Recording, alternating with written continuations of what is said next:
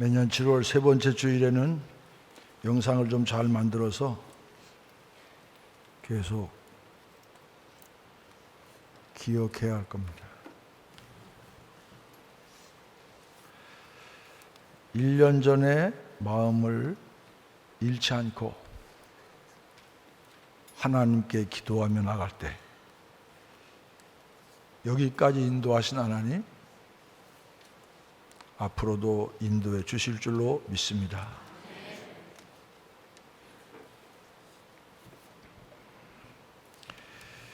멕시코의 어떤 마을에 온천과 냉천이 가지런히 솟아나는 신기한 곳이 있습니다.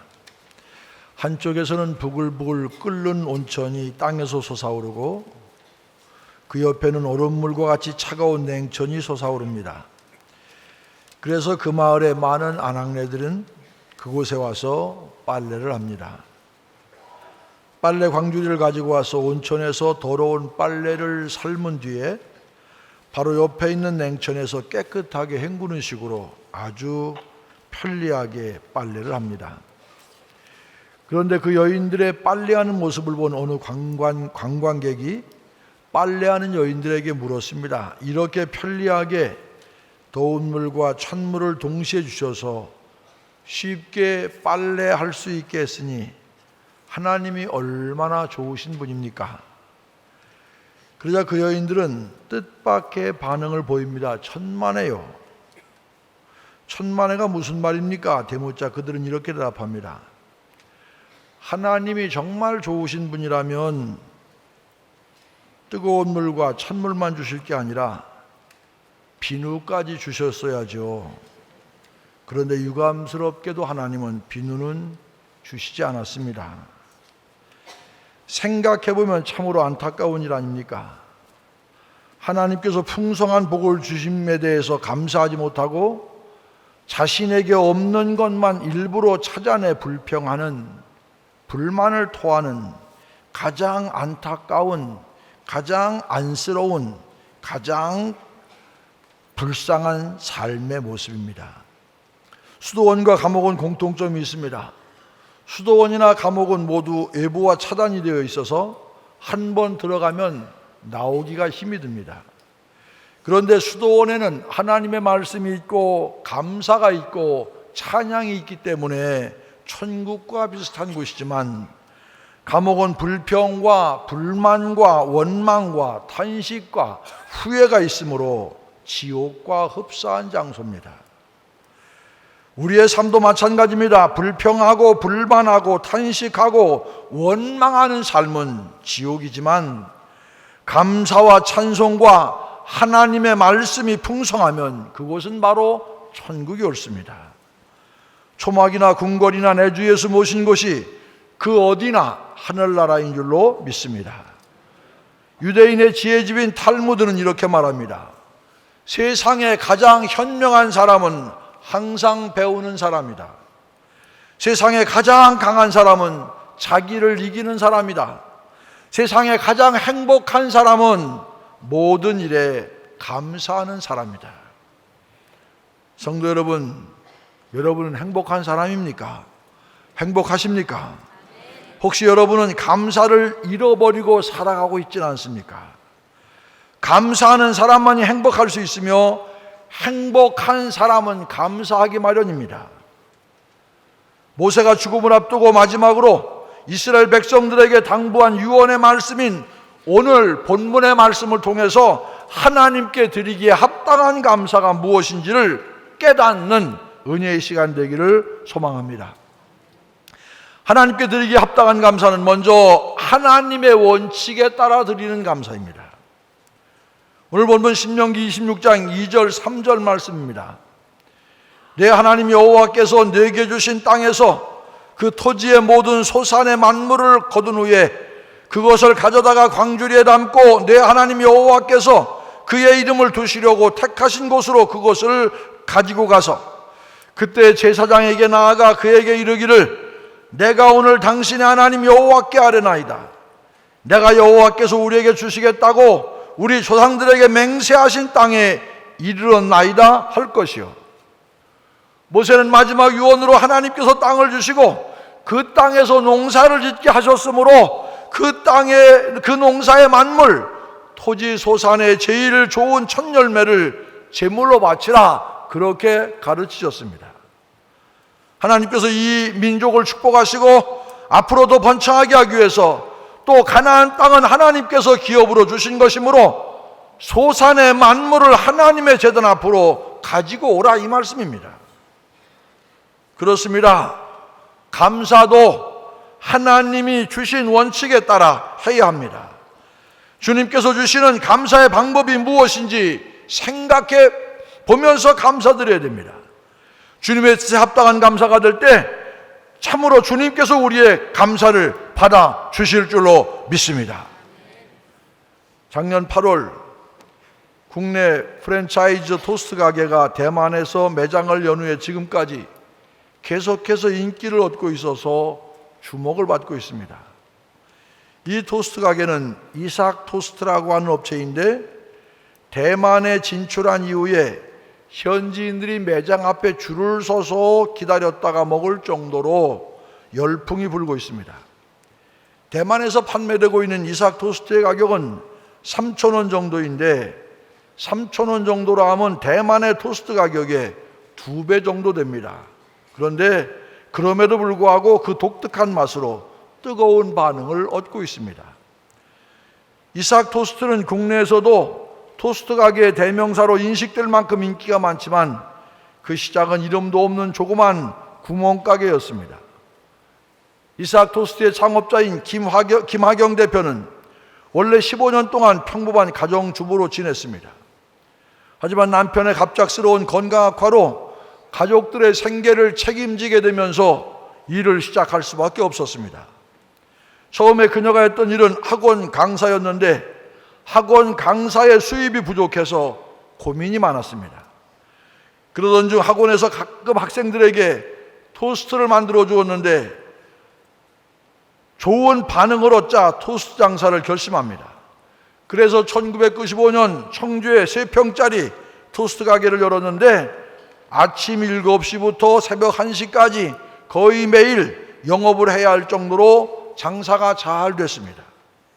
2003년에는 액세서리를 팔던 한 젊은 부부를 돕고 싶어서 토스트를 만드는 기술을 가르쳐주고 대전에 가게를 내도록 해주었습니다. 그때까지 가게 이름도 없이 토스트 장사를 하다가 처음으로 이삭 토스트라는 이름을 지어서 이 부부의 가게를 1호점으로 삼았습니다. 이삭 토스트 1호점 역시 문전성시를 이루었고 가맹점을 내달라고 사람들이 찾아오자 김하경 대표는 가맹비와 로열티 수수료를 받지 않고 소스나 일회용품 등만 직접 가맹주에게 제공하는 방식으로 가맹점을 내주었습니다. 이런 경영 방식은 오히려 많은 가맹주들의 호응을 얻어서 이삭 토스트의 매장은 750개가 넘어났고 매출도 2013년 146억, 2014년 158억, 2015년 173억으로 꾸준히 증가하고 있습니다. 우리 교회 육교구의 어느 성도 부부도 봄내 초등학교 맞은편에 이삭 토스트 춘천 봄내점을 운영하고 있습니다. 관심 있는 분 찾아가 보세요. 참고로 저는 광고비 하나도 안 받았습니다. 이삭 토스트의 이삭은 어디서 유래했을까요? 이삭이라는 상호는 성경 말씀 창세기 26장 12절 13절에 이삭이 그 땅에서 농사하여 그의 100배나 얻었고 여호와께서 복을 주심으로 그 사람이 장대하고 왕성하여 마침내 거부가 되어 라는 부분에 나오는 이삭이라는 이름을 그대로 따온 것입니다. 하나님의 말씀에 따라 하나님이 인도하시는 대로 순수한 마음으로 일을 하다 보니 오늘날 가맹점이 750개까지 늘어나는 기적을 이루었습니다. 그래서 김하경 대표는 늘 신앙적인 관점에서 브랜드를 관리하는 것으로 유명합니다. 체인점을 하겠다는 사람이 모든 상황을 들어본 후에 사업하는 사람, 아르바이트를 쓸 사람은 모두 거절하고 생업을 위해 기도하는 기독교인, 이삭 토스트가 아니면 일어서지 못할 정도의 어려운 사람들에게만 체인점을 개설해주고 있습니다. 하나님께서 김하경 대표를 축복하신 이유가 무엇이겠습니까? 신앙의 원칙에 따라 기업을 운영했기 때문입니다. 자신의 이익과 이득에 혈안이 되어서 그것을 채우려는 욕망에 따라 자신이 사업을 한 것이 아니라 신앙을 우선으로 한 경영 철학이 결국 놀라운 결실을 거둘 수 있게 했습니다. 중요한 것은 지금 내가 하나님의 뜻을 온전히 구하고 있느냐 하는 것입니다. 감사할 때도 마찬가지입니다. 모세의 입을 통해 하나님 말씀하십니다. 토지의 모든 소산의 만물을 하나님께 드리라고 했습니다. 왜 이런 말씀하셨을까요? 감사에 있어서도 내 주관적인 감사가 아니라 신앙의 원칙에 따라서 감사를 드리라는 말씀입니다. 감사할 때 남는 것, 여유가 있는 것, 별로 내게 필요 없는 것, 그런 것으로 감사하지 말고 내게 가장 귀한 것, 내게 가장 좋은 것으로 하나님께 드릴 수 있어야 함을 말씀하고 있습니다. 성도 여러분, 여러분의 감사는 어떻습니까? 하나님의 뜻에 합당한 감사입니까? 참으로 하나님의 뜻에 따라 감사하는 성도 여러분 되시기를 주님의 이름으로 축원합니다. 또한 하나님께 드리기에 합당한 감사는 주님의 인도하심에 대한 감사입니다. 본문 7절, 8절, 9절 말씀입니다. 우리가 우리 조상의 하나님 여호와께 부르짖었더니 여호와께서 우리 음성을 들으시고 우리의 고통과 신고와 압제를 보시고 여호와께서 강한 손과 편팔과 큰 위엄과 이적과 기사로 우리를 애굽에서 인도하여 내시고 이곳으로 인도하사 이 땅 곧 젖과 꿀이 흐르는 땅을 주셨나이다. 이 말씀은 모세가 알려주는 훗날 젖과 꿀이 흐르는 땅에 들어갔을 때 백성들이 고백해야 할 감사의 내용입니다. 무엇에 대한 감사입니까? 고난과 아픔 가운데 있을 때 그 역사의 현장 가운데 함께 하시며 인도하실 하나님께 대한 감사의 고백입니다. 이스라엘이 애굽에서 종살이 했을 때 하나님은 그들의 고통과 아픔을 외면하지 않으셨습니다. 7절에 나온 것처럼 하나님 여호와께 간절히 부르짖을 때 주님의 강한 손, 편팔, 큰 위엄과 이적과 기사로 애굽에서 인도해 내셨습니다.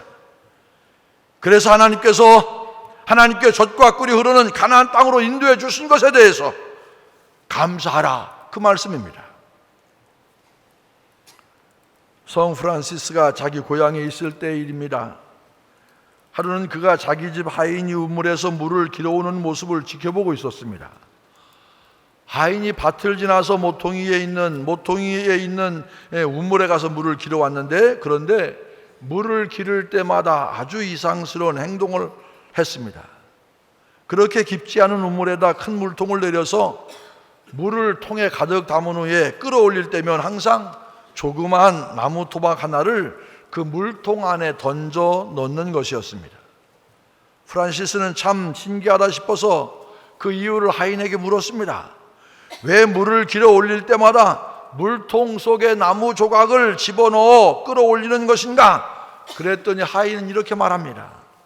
물을 퍼올릴 때 나무 조각을 물통 안에 넣으면 물이 요동치지 않게 되어 물이 밖으로 흘러 넘치는 것을 최대한 막을 수 있답니다. 그래서 가능한 한 많은 물을 길어 올릴 수 있는 것이죠. 나무 토막을 넣지 않으면 물이 제 마음대로 출렁거려서 나중에 보면 통의 물이 반밖에 안 남을 때도 많답니다. 하인의 설명을 들은 프란시스는 크게 깨달은 바가 있어서 자기 친구에게 이런 내용의 편지를 보냅니다. 우리는 얼마나 자주 흔들리는 마음의 물통을 가지고 있는가? 두려움으로 흔들리는 마음, 고통으로 심하게 요동치는 마음, 절망으로 산산이 부서지는 마음, 이것은 마치 심하게 흔들리고 출렁거리는 물통과 같은 것이지. 그러나 거기에 십자가라는 막대기를 던져보게. 마음이 공포로 짓눌리고 요동칠 때는 십자가를 붙들라는 말씀입니다. 왜냐하면 십자가는 우리의 마음의 요동을 잠잠하게 하기 때문입니다. 우리의 인생, 내가 붙들고 내가 이끌려고 할 때 한없이 불안하고 미래가 불안하고 두려울 수밖에 없습니다. 내가 어떻게 내 인생을 책임지고 이끌어갈 수가 있겠습니까?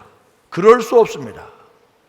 그러니 우리가 인정해야 될 것이 있습니다. 지금까지 하나님께서 내 인생을 인도하셨고 앞으로도 인도해 주실 것을 믿으시기를 바랍니다.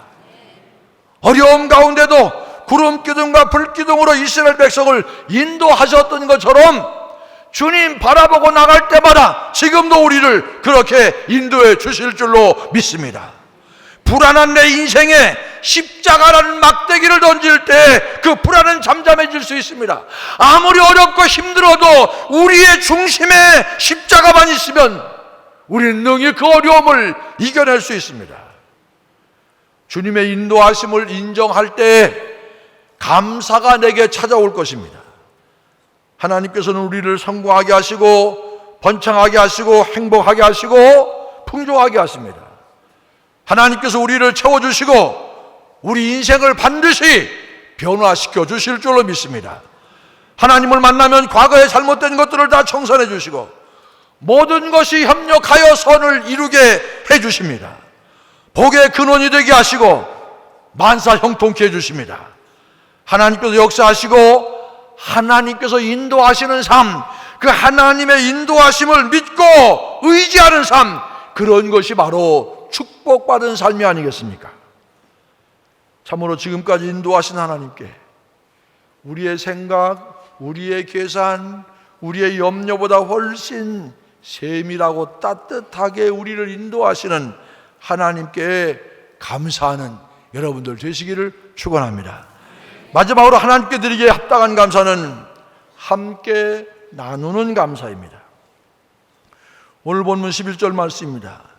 내 하나님 여호와께서 너와 내 집에 주신 모든 복으로 말미암아 너는 레위인과 너희 가운데 거류하는 객과 함께 즐거워할지니라.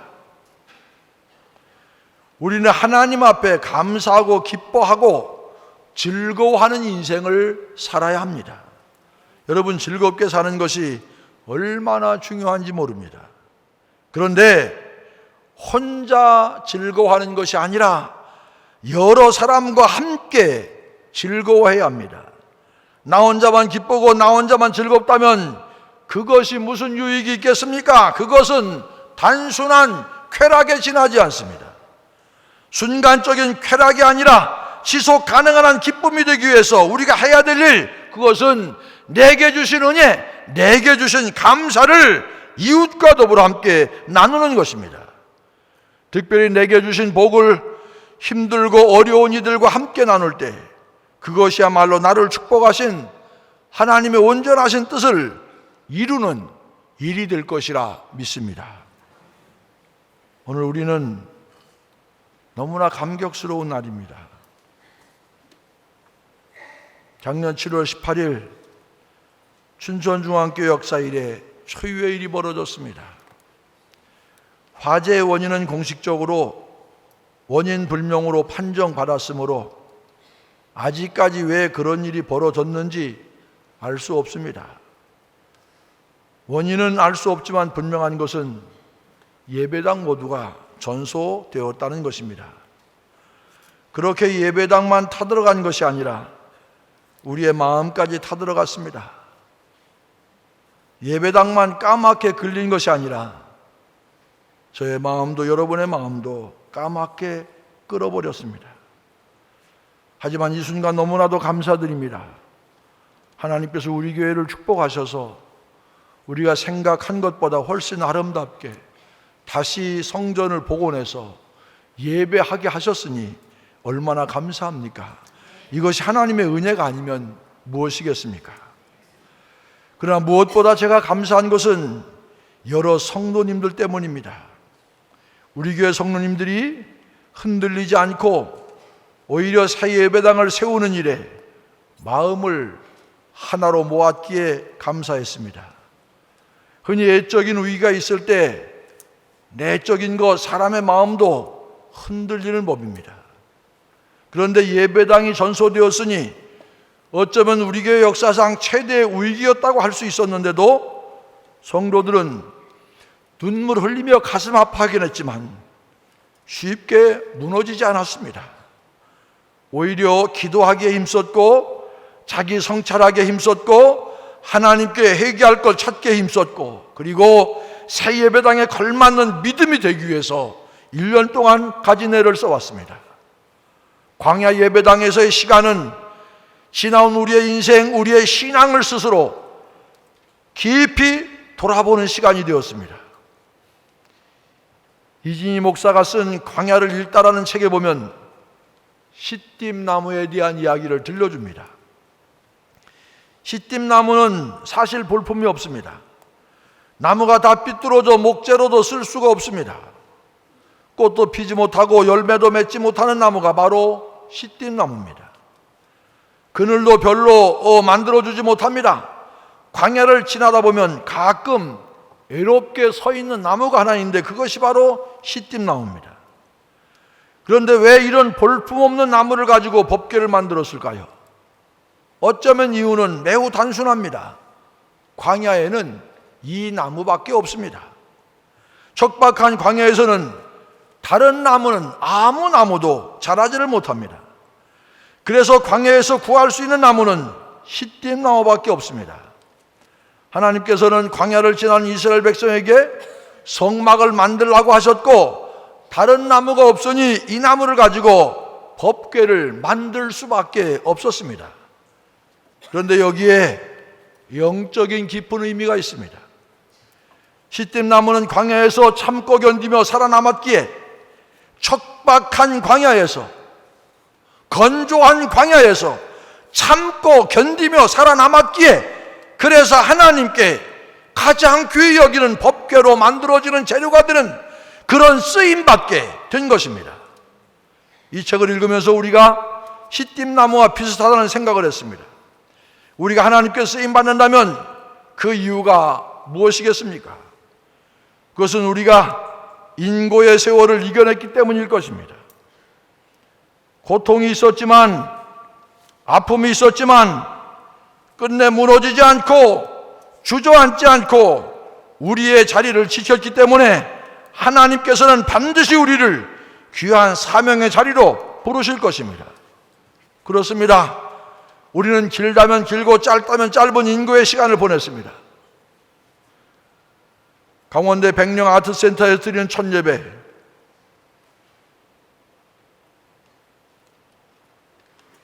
정말 힘든 예배였습니다. 세상에 태어나서 그렇게 설교하기가 힘들어 본 적이 없었습니다. 뿐만 아니라 어느 겨울날에는 실내 온도가 영하 1도인 상태에서 주일 예배를 드립니다. 입에서는 하얗게 입김이 나왔고 추위에 무릎이 덜덜 떨리기도 했습니다. 온몸이 경직되어 소화가 되지 않았습니다. 예배 시간 내내 열차 지나가는 소리를 들어야 됐습니다. 손님으로 우리 교회 와서 예배 드렸던 분이 뭐라고 얘기하느냐 하면 어떻게 열차 소리가 그렇게 들리는데 예배를 드립니까? 자기가 하도 열차가 자주 지나가서 세워봤더니 5분에 한 대씩 지나가더래. 5분에 한 대씩. 그 가운데 어떻게 예배를 드립니까? 이따금 예배실 의자가 부족해서 플라스틱 간이 의자에 앉아 예배를 드리기도 했습니다. 이제 우리는 어두운 터널을 뚫고 나왔습니다. 새 예배당에 들어오게 되었습니다. 하지만 이것으로 끝일 수는 없습니다. 만약 우리가 새 예배당을 복원한 것으로만 만족한다면 그것은 하나님께서 우리에게 허락하신 새로운 사명을 외면하는 일입니다. 우리는 무엇보다 화재 이후에 수많은 교회들, 수많은 성도들이 우리를 위해 함께 아파해 주었음을 기억해야 합니다. 어떤 교회는 주일에 우리 교회 화재 영상을 전 교인에게 보여주며 함께 기도해 주었습니다. 얼마나 감사합니까? 그들은 우리 교회, 우리 성도들의 아픔을 자신의 교회, 자신들의 아픔처럼 여겨주었습니다. 평소 제가 몇 번 만난 적은 있지만 별로 교제가 없었던 우리 교계의 원로 목사님, 존경받는 원로 목사님이 계십니다. 그분은 저서와 함께 따뜻한 위로의 편지를 저에게 보내시며 힘을 주셨습니다. 알게 모르게 수많은 사람들의 눈물과 기도 덕분에 우리는 힘과 위로를 크게 얻었습니다. 또한 구체적인 물질로 후원해 주신 교회도 너무너무 많습니다. 이렇게 우리는 주변의 수많은 교회에게 빚진 교회가 되었습니다. 빚을 지었으니 이제 우리는 거룩한 부담을 가져야 합니다. 힘들고 어려운 이웃교회를 외면하지 말아야 합니다. 만약 우리가 다른 이들, 다른 교회의 어려움과 아픔을 헤아리지 않는다면 그것은 우리의 사명을 외면하는 일입니다. 우리는 누구보다도 힘들고 어려운 일을 겪지 않았습니까? 힘들고 어려운 일을 겪었기 때문에 힘들고 어려운 이웃의 사정과 마음을 누구보다도 가장 잘 헤아릴 수 있지 않겠습니까? 비록 우리가 해야 될 일, 그러므로 우리는 이것을 우리의 사명으로 여길 수 있어야 합니다. 우리가 해야 할 일입니다. 달려가야 하고 위로하고 그리고 기도하고 품고 그들을 도와야 됩니다. 그렇게 우리가 우리의 사명을 온전히 감당하게 될 때 고난 가운데 있는 교회, 어려운 힘든 일 가운데 있는 성도들, 우리 교회를 통해 우리 성도들을 통해서 희망을 발견하게 될 것입니다. 아픔 때문에 상처받은 영혼은 우리 교회와 성도들을 통해 위로를 얻게 될 것입니다. 이것이 바로 세상의 소망이 되는 교회, 세상의 소망이 되는 성도의 모습이 아니겠습니까? 맥주감사주의를 맞아 하나님께서 허락하신 감사의 제목과 세상의 소망이 되기 위한 우리의 사명을 새롭게 깨닫는 성도 여러분 되시기를 주님의 이름으로 간절히 축원을 드립니다. 기도하겠습니다. 말로 다 할 수 없는 하나님의 사랑과 은혜를 감사드립니다.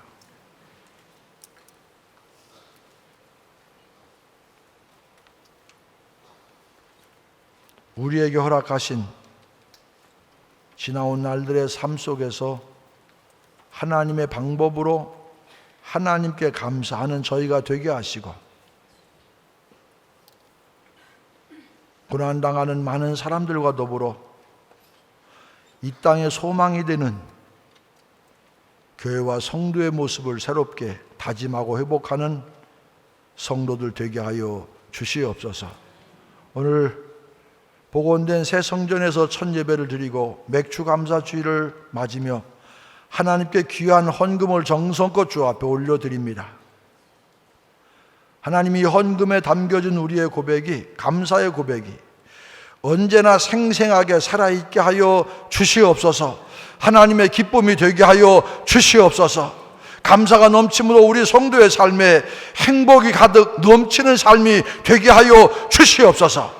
드린 손길들을 축복하셔서 저들이 하는 것마다 풍성한 열매, 약속하신 주의 축복을 누리며 살아갈 수 있도록 인도하여 주시옵소서. 예수 그리스도의 이름으로 간절히 기도드립니다. 아멘.